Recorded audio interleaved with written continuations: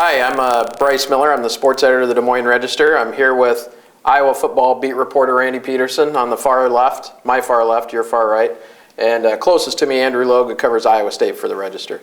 It's big game week. It's the 59th meeting between Iowa and Iowa State in a series that dates back to 1894. Randy, you weren't at that game, were you, 1894? Is that human resources, another added to my list? It could be. We could talk after the taping. All right. But a series that resumed in 1977. It's been an annual game since then, and it's one of those neighbor jostles neighbor, and it's something the entire state gets a chance to pay attention to and cheer for. And so we wanted to sit down with the guys who are closest to the action and cover those teams and get their sense of maybe what the keys are in winning this game this weekend, Saturday at Jack Trice Stadium in Ames.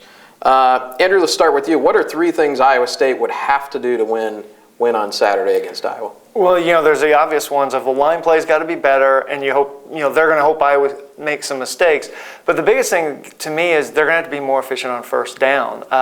Coach Tom Herman told me this week the goal is, to get 4 yards on a first down play, and they only succeeded at that at 33% of the time. I think the receivers are going to have to get separation, something they failed to, except for one play, a 32-yarder to Aaron Horn late in the game.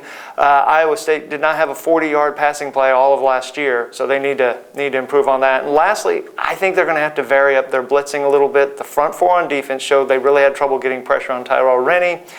They blitz the linebackers a lot, but I think it may take a little more. It may have to get the defensive backs involved in trying to pressure the quarterback, give Vandenberg some different looks. Randy, flipping the coin a little bit, what are maybe three things that Iowa has to do on Saturday, on the road, in Ames?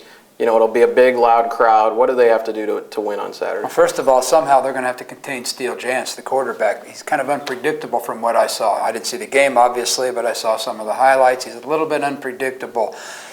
And he got, as Ferentz said Tuesday during his press conference, Jantz got better as the game went on. He had 83 yards on his last 9 plays. So he wants the ball. He's clearly a big play guy. So somehow Iowa State's got to contain, or Iowa's got to contain Jantz. Another thing they have to do is hold on to the stupid football. I mean, how tough is that? See ball, hold on to ball. Marcus Coker fumbled twice against Tennessee Tech. Not a great Tennessee Tech team. He's fumbled 3 times in the last 8 games. He's got to hang on to it. Games in 2005 and 2009, I believe, were decided on turnovers by both teams, but won games in those years because of turnovers. If I was going to win, if I was going to play well and succeed, they've got to hang on to the ball. And lastly, the secondary has to continue to play well, which it has so far. Iowa has 65 interceptions in the last 3 years, which is 3+ years, which is second only to Florida during that span with 68. So Iowa's got to play well in the secondary. Sean Prater's already got an 89-yarder, pick 6. So if Jantz gets out of the pocket and it looks like he likes to throw on the run, secondary has to be there. So those are the 3 areas that Iowa has to perform well in.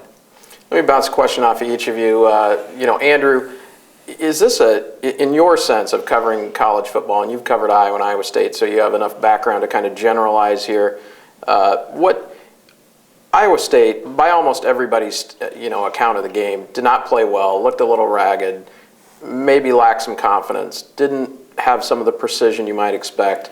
It's a good UNI team, but it's still an FCS, former Division Not the same I kind of size you meet in the Big 12. Right. Iowa State should probably handle a game against even a good team in the FCS. Is that a situation where confidence will be a factor coming into this game, or is it an advantage to Iowa State where they maybe didn't run up a big victory, where maybe this isn't the right way to say it, they sneak up on Iowa a little bit in this game? Does it play to their advantage or disadvantage the outcome of last week? Well, I think maybe to start off with the good thing going for Iowa State is it's hard to imagine Steele Jantz playing worse than he did those first 3 quarters. As Pete pointed out, he was brilliant the last 6 minutes, but the first 54 minutes of that ball game, he didn't play well at all. Then he took it over. So I think that's one thing is maybe he got his mistakes out of the way. They always say when quarterbacks throw the ball low, it's because they're scared. When they throw the ball high, it's because they're amped up. Well, a lot of Steele Jantz's passes were high. I expect him maybe to be a little more tranquil in this game. Tranquil. I haven't heard that used in college football, but okay, I got it. What, Randy, you'd mentioned Coker and his ability to hang on to the football. Another thing at running back, I think a question for Iowa fans, McCall, who looked very good, in limited carries in that game, has an injury that hasn't, he's out for the season? He's out for the season. What about Iowa's running back depth? Zero. It's nothing. That's Jason White? End of story. Jason White's okay. He's about, he doesn't look any bigger than any of us. So I don't know how many hits he could take. He's still a walk-on. I mean, he's not on scholarship. But, yeah, he's the number 2 guy. They're going to go with freshmen back there. They'll end up with freshmen. And there's an outside chance, Ferentz mentioned Tuesday, that Mikhail McCall will be back, but I don't see that happening if, in fact, it's a break. Depending on how the season goes, I think you just hold him out. Let him do this season. Let him do this season over. But Coker certainly can't get hurt. I mean, we've all seen how Iowa performs with hurt, with a hurt running back before, but I don't know whether they can do that this year. So he's got to hang onto the ball when he can't get hurt. Right. Well, as Randy and Andrew pointed out, there's plenty to watch Saturday in Ames. A lot of storylines. It's always interesting when it's Iowa and Iowa State. So hope you enjoy the game and read the Des Moines Sunday Register. Andrew and Randy will explain, all the ins and outs of Saturday's matchup, the 59th in this series. So you guys make sure and show up on Saturday. All right. Beat the traffic at Ames. Do my best. All right, that's our public service announcement.